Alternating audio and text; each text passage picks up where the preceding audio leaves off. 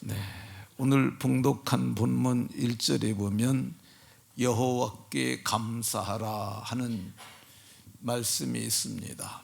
명령어예요. 그래서 오늘 말씀의 제목을 따라서 제목이 여호와께 감사하자입니다. 한번 따라 하십시다. 여호와께 감사하자. 우리 옆 사람과 서로 이렇게 얼굴을 보면서 복을 빌어줍니다. 여호와께 감사함으로 주님을 기쁘시게 하는 성도가 됩시다.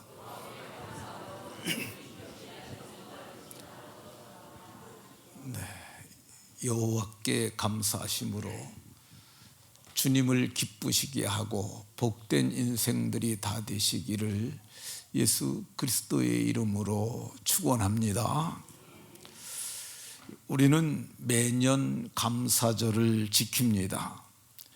감사절에는 하나님께 감사하는 마음으로 베푸신 은혜를 헤아려 우리의 믿음의 선배들이 감사했던 것처럼 감사의 예물을 드리며 성경에 감사할 말씀을 찾아서 상고하며 감사하였습니다. 오늘은 시편 136편 전체를 살펴보며 감사하려고 합니다. 성경 전체에서 감사하라는 말이 가장 많이 나오는 곳이 오늘 시편 136편입니다. 성경 26절로 되어 있는데 절마다 감사하라고 되어 있습니다. 여호와께 감사하라, 여호와께 감사하라, 절절히 감사하라고 하고 있습니다. 그래서 오늘 여호와께 감사하자는 제목 가지고 같이 상고하라고 합니다. 그러면 여호와께 감사하라고 했는데 여호와는 어떤 분이실까? 창세기 2장 4절에 여호와라는 단어가 처음 나옵니다. 여호와 하나님이, 하나님의 이름이 여호와세요. 이 성경에 빈도수로 어느 개념이 중요한가를 찾는 방법이 있는데 땅이라고 하는 단어가 2415번, 그 다음에 하나님이라는 단어가 3599번, 그리고 사람이라는 단어가 4588번, 여호와라는 단어가 5915회가 사용됐습니다. 저는 이 여호와라는 단어가 이렇게 많이 나올 줄 몰랐어요. 제가 검색을 하면서도 구약에만 나오는 이름이기 때문에 그렇게까지는 생각을 하지 못했는데, 근데 제가 5915회 이상 되는 단어를 발견을 하지 못했어요. 그러니까 아마도 성경에서 가장 많이 나오는 단어가 이 여호와로 보여집니다. 여호와라고 하는 호칭은 히브리어 4개의 자음 문자로 이루어진 이름입니다.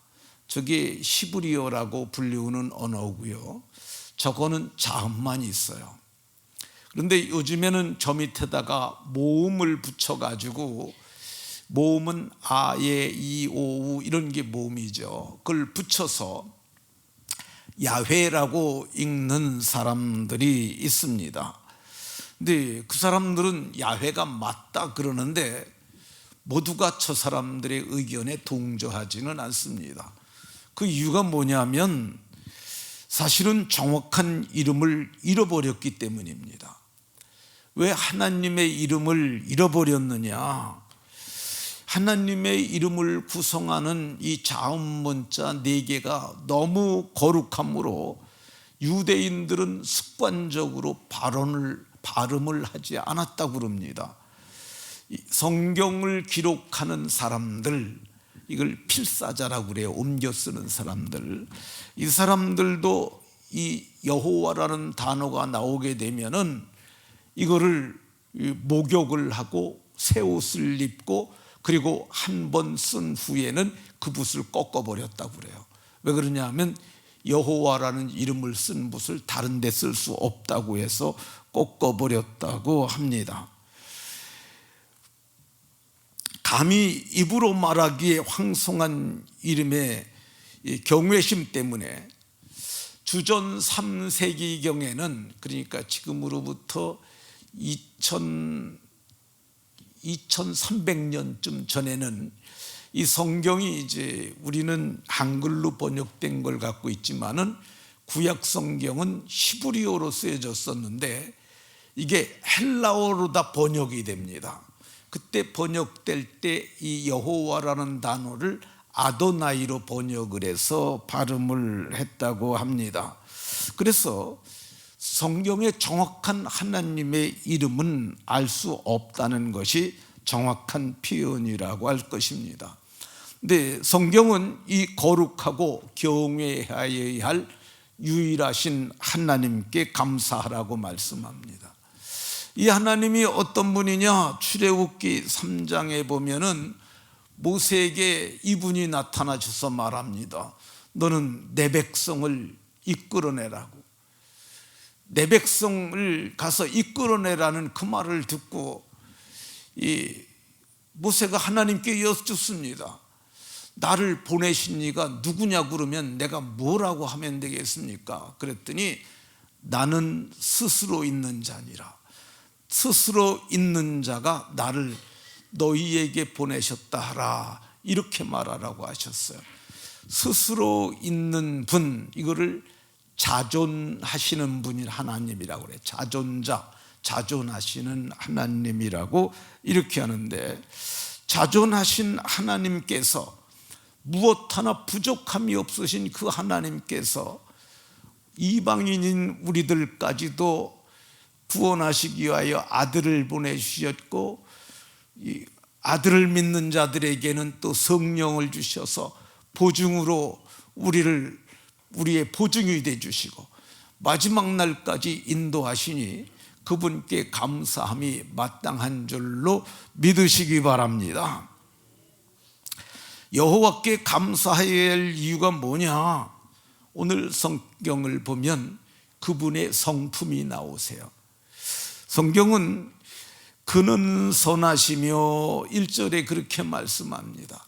하나님이 선하시니까 그분께 감사함이 마땅하다고 말씀합니다. 어떤 사람이 예수님께 나와서 선한 선생님이요 라고 말을 했어요. 그때 예수님께서 말씀하시길 어째서 내게 선하다가 일컫느냐? 하나님 한 분 외에는 선한 이가 없느니라 라고 말씀하셨어요. 이 선하다라는 말이 이 히브리 원문에는 좋다라는 뜻이야. 좋다, 좋으신 분이라는 거죠. 이 좋다라는 단어가 어디에 쓰셨냐면 창세기 1장에 보면 천지와 만물을 만드시고 그때 여호와 보시기에 심히 좋았더라 할 때 이 단어를 쓰셨어요. 그러니까 하나님은 어떤 분이냐? 좋으신 분이세요. 그러니까 하나님이 창조가 완전했는데 그 조금도 부족함이 없이 그렇게 좋으신 분이 하나님이니 오늘 시편 기자는 좋으신 하나님을 찬양하라고 감사하라고 말씀합니다. 그 하나님이 내 하나님이고 여러분의 하나님이니 감사함이 마땅한 줄로 믿으시기 바랍니다. 여호와는 어떤 분이냐? 좋으신 분일 뿐만 아니라 인자하심이 영원하신 분이라고 얘기를 하고 있어요. 성품이 변하지 않아서 영원하신 분인데 그분은 인자하다고 말씀합니다. 인자가 무슨 뜻이냐? 이 친절하고 또 어질고 그리고 자애롭다, 그런 뜻이 있어요. 그러니까 연세가 많으신 분 중에서 모든 사람을 다 포용하고 좋은 말을 하고 이러는 분들을 우리가 일컬어서 인자하다 이렇게 표현할 수 있는데 하나님이 오늘 성경에 그런 분이라고 얘기를 하세요. 우리에 대해서 인자하심이 영원하시니까 그분께 감사함이 마땅하다고 말씀합니다. 모두가 감사하기에 합당하신 하나님께 감사하는 저와 여러분들 다 되시기를 예수 그리스도의 이름으로 축원합니다. 이 2절에 보면 왜 감사해야 되느냐? 그분은 절대 신이기 때문에 그렇습니다. 신이라 불리우는 것들이 고대에도 있었고 지금도 있습니다. 그런데 그런 신들과는 비교할 수 없는 뛰어나신 하나님이라고 말씀하고 있습니다. 절대자이신 그 하나님이, 비교할 수 없는 그 하나님이 우리 하나님이니 하나님께 감사함이 마땅한 줄로 믿으시기 바랍니다. 세상에는 주라고 불리우는 자들이 있습니다. 근데 주들 중에 비교할 수 없는 분이 계신데 그분이 여호와 하나님이라고 말씀하고 있습니다. 그러니까 비교할 수 없는 이 절대로 뛰어나신 우리의 주가 되시는 하나님께 감사하는 저와 여러분들이 다 되시기를 예수 그리스도의 이름으로 축원합니다. 여호와께서 감사할 이유가 뭐냐? 그는 홀로 기이한 일을 행하시는 이라고 말씀하세요. 그 어떤 신들의 도움을 받지도 아니하고 어떤 주라고 하는 존재의 도움도 받지 아니하고 홀로 큰 기이한 일들을 행하신 분이라고 말씀합니다. 그럼 홀로 어떤 큰 기이한 일을 행하셨을까요? 5절부터 9절을 보면 지혜로 하늘을 지으셨고요, 하늘이 우연히 있는 게 아니라 지혜로 지으셨다고 말씀하세요. 베드로 사도는 마지막 날에 이 하늘이 큰 소리로 떠나감을 얘기를 하고 있어요. 땅을 물 위에 펴셨다고 말씀하고 있어요. 이 말은 어려운 개념입니다. 우리가 궁창 위의 물과 궁창 아래의 물이 창세기 1장에 나오는데 그 말의 정확한 의도를 알기가 참 어려워요. 그런데 어쨌든 하나님께서 땅을 물 위에다 펴셨어요. 6절에 이 땅을 물 위에 펴신 놀라운 기사를, 혼자 이 놀라운 일을 행하신 이분께 감사하라고 말씀하세요. 큰 빛들을 지으셨는데 큰 광명, 낮을 주관하는 것, 작은 광명, 밤을 주관하는 것, 그래서 해로 낮을 주관하게 하시고 달과 별들로 밤을 주관하게 하신 이분에게 감사하라고 얘기를 하고 있습니다. 이 천지 창조회를 갖다가 혼자 하셨다고 말씀하고 있어요. 이 부분에 대해서는 여러분들이 집에 가셔서 유튜브에 창조과학이라고 치게 되면 창조과학자들이 이 부분에 대해서 성경을 과학으로 이해할 수 있는 범주 안에서 설명한 아주 자세한 글들이 많으니까 그것을 여러분들이 보시면 좋을 것이라고 생각이 되어집니다. 천지를 혼자 창조하셨는데 그 이유가 뭐냐? 그 중심에 인간이 있어요. 우리를 위해서 지으신 거야. 저와 여러분들을 위해서 그것을 지으셨으니 그분께 감사함이 마땅한 줄로 믿으시기 바랍니다.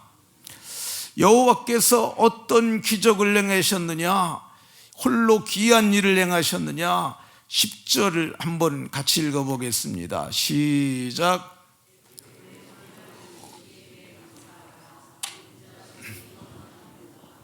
네, 애굽의 장자를 치셨어요. 거기에 애굽에 허다한 잡족도 있고 이스라엘도 있었는데 하나도 안 건드리고 양의 피를 설주와 인방에 바르지 아니한 애굽의 장자들만 골라서 치신 여호와께 감사하라고 이렇게 말씀합니다. 이 부분에 대해서는 조금 배경 설명이 필요한데요, 이스라엘은 아브라함이 낳은 자손들입니다. 아브라함은 이삭을 낳았고 이삭은 야곱을 낳았습니다. 야곱은 12아들을 낳았고 그 12아들이 이스라엘이 됐습니다. 근데 그들이 가나안 땅에 살 때 11번째 아들은 요셉을 잃어버렸어요. 야곱은 잃어버린 줄만 알았어요. 짐승에 붙잡혀 죽은 줄 알았어요. 그런데 사실은 그 야곱의 아들들이 요셉을 시기해서 구덩이에 던지고 나중에는 이스마엘 장사꾼들에게 팔은 것이었어요. 근데 이스마엘 장사꾼들에 팔려간 요셉은 보디발의 집에서 노예 생활을 시작을 해서 그 집의 가정 총무가 되고 거기서 강간 미수범이라는 죄명을 쓰고 그가 감옥에 들어갔지만 하나님께서 그를 건져내실 때 목에 금사슬을 들이우고 그리고 세마포 옷을 입혀서 바로 앞에 서게 하시고 그리고 바로는 그의 이야기를 듣고 자기의 인장반지, 어인이죠, 왕의 옥새를 빼서 그의 손가락에 끼워지며 너는 애굽을 총리하라는 절대 권한을 그에게 양도했던 것을 볼 수가 있습니다.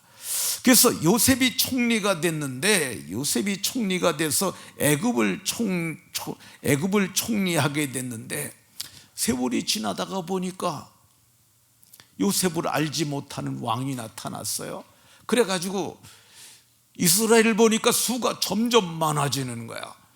저들이 나중에는 나라를 뒤집어 엎을 수도 있겠다. 외국에서 쳐들어오고 저들이 내란을 일으키면 애굽은 망할 수도 있겠다.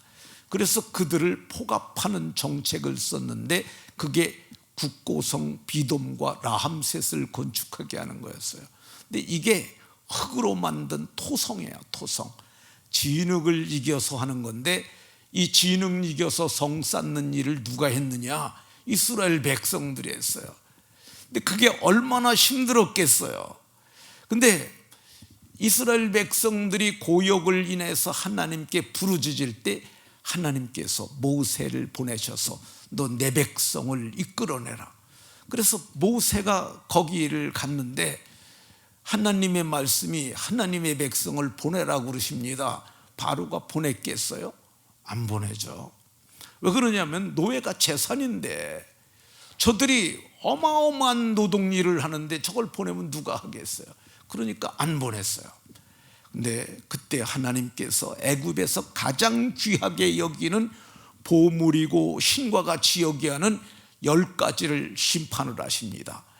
피, 개구리, 악질, 독종 10가지인데 마지막 재앙이 이게 10가지 10번째 재앙이 장자를 치는 재앙이었어요. 하나님께서 모세에게 너희들은 양의 멱을 따고 양푼의 피를 받고 우슬초로 그 피를 찍어서 문의 설주 양쪽 기둥과 그리고 인방에 바르라. 그러면 피가 있는 집은 넘어갈 것이고 피가 없는 집은 들어가서 초태생 처음 나온 것들 그걸 문열이라고도 불러요. 그 모든 것이 죽임을 당할 것이라고 그렇게 말씀하셨어요. 정말 그날 밤에 여호와의 사자가 들어가서 애굽의 장자들만 다 쳐서 죽였어요. 애굽은 집집마다 이 장례가 난 거죠. 그리고 이스라엘 백성들은 피 바른 백성들은 다 구원함을 얻었어요. 우리도 피 바른 사람들 아닙니까? 어린 양의 피를 저들이 발랐는데 우리는 하나님의 아들 예수 그리스도의 피뿌림을 통해서 새 생명을 얻었으니 저들이 구원받고 감사한 것처럼 우리도 감사함이 마땅한 줄로 믿으시기 바랍니다. 어떤 기이한 일을 행하셨느냐? 그들이 이스라엘 중에서 인도하여 내셨다고 이렇게 얘기를 합니다. 11절에 보면 이스라엘을 그들 중에서 인도하여 내시니 이게 기이한 일이에요. 10명 20명 된 게 아니고요, 장정만 60만 정도 됐어요. 저들이 애굽에 들어간 지 430년이 끝나는 날에 애굽에서 나왔다고 이 41절에 말씀하고 있는데요, 430년 동안 달았으면 그 나라 사람 비슷해졌지 않았겠어요? 근데 조금 있는 것이 아니라 가구 수로 따지면 60만 가구 이상이 되는 그 많은 사람들이 있었는데, 그 사람들에게 이제 여길 떠나서 약속한 땅으로 가라 그러는 거야. 그게 쉽겠어요? 왜 그러냐면 거기 땅도 있죠, 거기 산도 사놓은 거 있죠, 자기네들이 만들어 놓은 집도 있죠. 그걸 어떻게 다 버리고 갑니까? 거기 조상의 묘도 다 있어요. 그런데 가라 그랬는데 그 모두가 그걸 다 데리고 나왔어요. 이게 기이한 일이라고 성경은 이렇게 말씀하고 있습니다. 어떤 기이한 일을 행하셨느냐? 이 강한 손과 펴신 팔로 인도하여 내셨으니 이게 기이한 일이라고 말씀합니다. 이스라엘 백성들이 애굽에서 나올 때의 숫자가, 장정이 보행하는 장정이 60만 명이라고 이렇게 말씀하고 있어요. 4인 가족을 따지면 240만 명은 좋게 되지 않겠습니까? 이 240만 명 정도 되는 사람이, 그들이 어쨌든 길을 따라 나오지 않았겠어요? 2차선 도로로 얘기를 한다고 쳐도 2차선 도로에 10명이 쫙 서기가 너무 녹록지 않습니다. 그러니까 10명이 서서 1m 간격으로 온다고 할 때 그 1m 간격으로 1km를 쓰면 10,000명이 들어갈 수 있어요. 그럼 240만이면 240km가 가야 되는 거예요. 그러면 그 길이가 얼마만큼 되냐? 제가 어제 저녁에 양주에서 대전을 쳐보니까 이 190km요. 190만 명밖에 못 들어가. 열 줄로 섰을 때에도. 그러니 그 많은 백성들을 거기서 이끌어내셨으니 이게 얼마나 귀한 일이겠어요. 여호와께서 어떤 귀한 일을 행하셨는가? 홍해를 가르신 이에게 감사하라고 얘기를 하고 있습니다. 홍해를 갈랐다고 얘기를 하는데, 이 홍해라는 말이 시브리 말로 얌습이라는 뜻인데, 얌습은 문자적 의미는 문자적으로 해석하면 갈대바다예요. 어떤 사람들은 갈대바다를 건너갔다 그러는데 갈대바다가 아닌 곳도 얌습이라고 표현을 해요. 그러니까 이 홍해를 갈랐다는 말이 이게 놀라운 귀한 일이라고 말씀하고 있어요. 홍해를 어떻게 갈랐느냐? 이사야 51장 10절 같이 읽어보겠습니다. 시작. 거기까지만. 네, 바다를 넓고 깊은 물을 말리셨다고 이렇게 얘기를 하고 있어요. 이 바다를 넓고 깊게, 얼마만큼 넓고 깊게 갈랐을까? 이게 이스라엘 백성들이 건넜을 곳으로 추정되는 곳이 저희가 누에이바라고 하는 곳인데요. 지금 여기 보시면 여기가 여기서 여기까지가 이게 여기가 산에서 내려온 토사가 흘러내려 가지고 이렇게 여기 여의도처럼 이렇게 생겼는데요. 이게 여의도의 4배 정도 되는 면적이고요.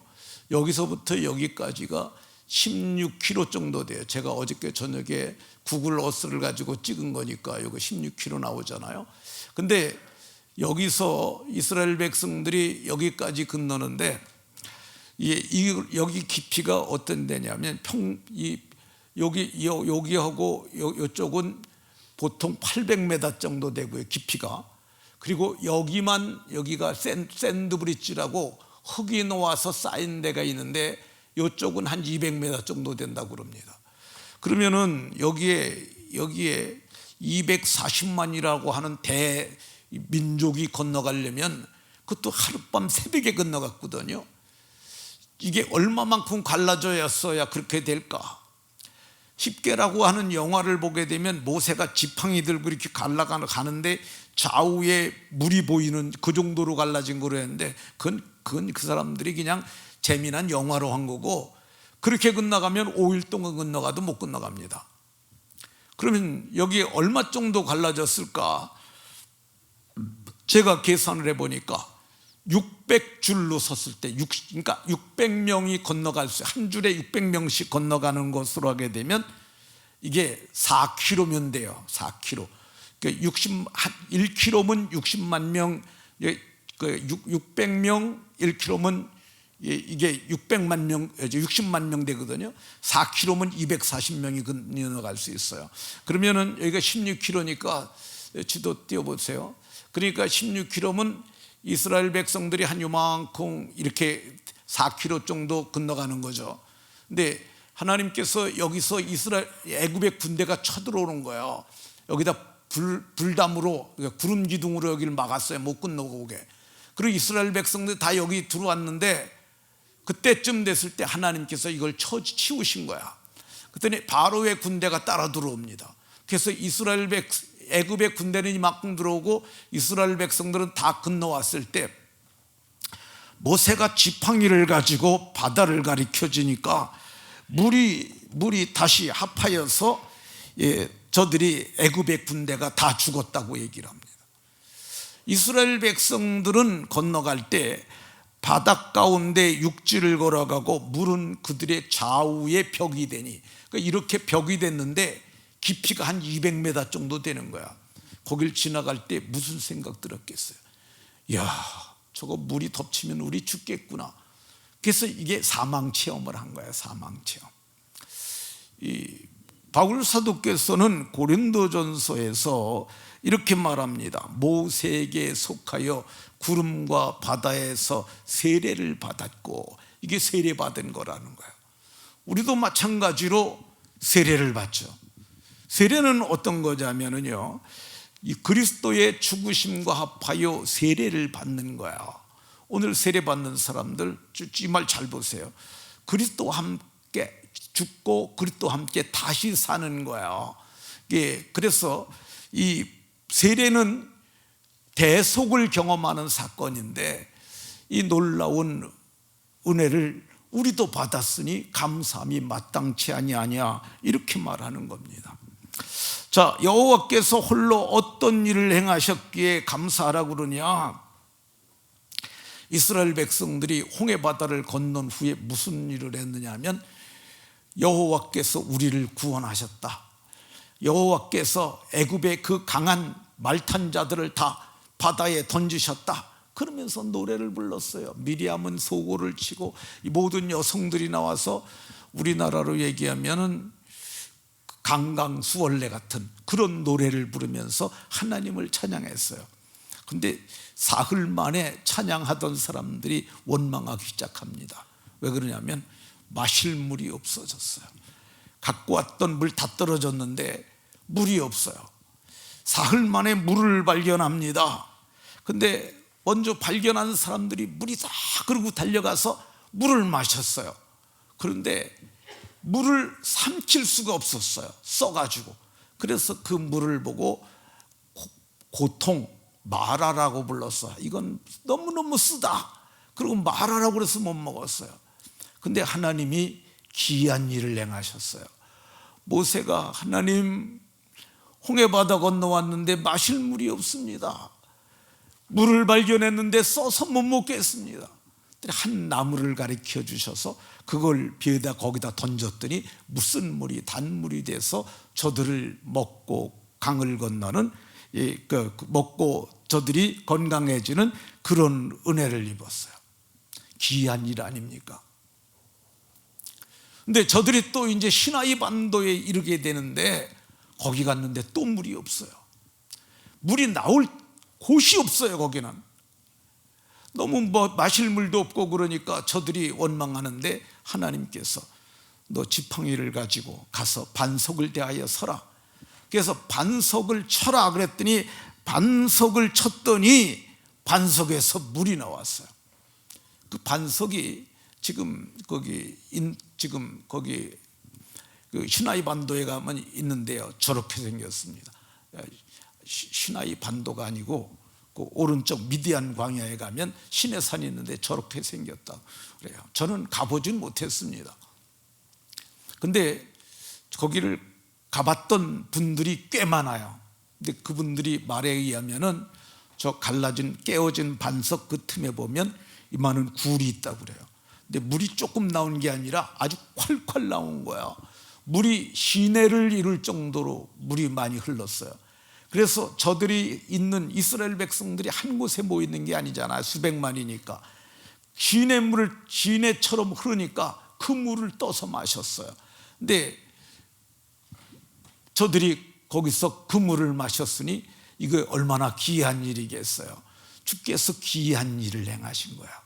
도저히 물이 나올 것 같지 않던 산 정상에서 물이 나와서 저걸 먹었어요. 바울 사도는 이것이 저희를 따르는 반석으로부터 마셨는데 그게 곧 그리스도라 이렇게 말했던 것을 볼 수가 있습니다. 하나님께서 40년 동안 저들에게 귀한 일을 행하셨어요. 그게 뭐냐? 의복이 헤어지지 않는 귀한 일을 행하셨어요. 요즘은 헤어진 옷 입고 다니는 분 별로 없잖아요. 그런데 옛날에는 헤어진 옷 귀워서 입은 사람들 많았었어요. 그런데 40년 동안 입었음에도 불구하고 의복이 헤어지지 않았어요. 왜 그랬겠어요? 하나님이 아시잖아요. 저들이 길쌈을 할 수도 없고 옷감을 만들 수도 없으니까 옷이 헤어지지 않도록 신이 닳지 아니하고 발이 부르트지 않는 놀랍고 귀한 일을 행하셨어요. 40년 동안 농사도 안 짓는데 뭘 먹고 살았겠어요? 하나님이 귀한 일을 행하셨어요. 하늘을 여시고 천사들의 양식인 만나를 저들에게 내리셨어요. 그걸 40년 동안 저들에게 하나님께서 이것을 먹이시고 이것을 먹고 저들이 하나님의 귀한 능력을 체험하며 살았던 것을 봅니다. 그 하나님이 우리 하나님입니다. 우리가 좋은 땅 가지고 있고 우리가 좋은 바다도 있었지만 우리가 못 먹고 못 살았어요. 100년 전만 하더라도 우리나라 굶어 죽는 사람들이 부지기수였습니다. 그런데 복음이 들어온 지 100여 년 만에 교회 성장과 더불어 경제가 성장하게 하셨고, 이게 정비례하는 거야. 교회 성장, 경제 성장. 그래가지고 지금 우리가 세계 10위의 10위의 경제대국이 되고 세계 6위의 군사대국이 됐지 않습니까? 이게 누가 하신 일이에요?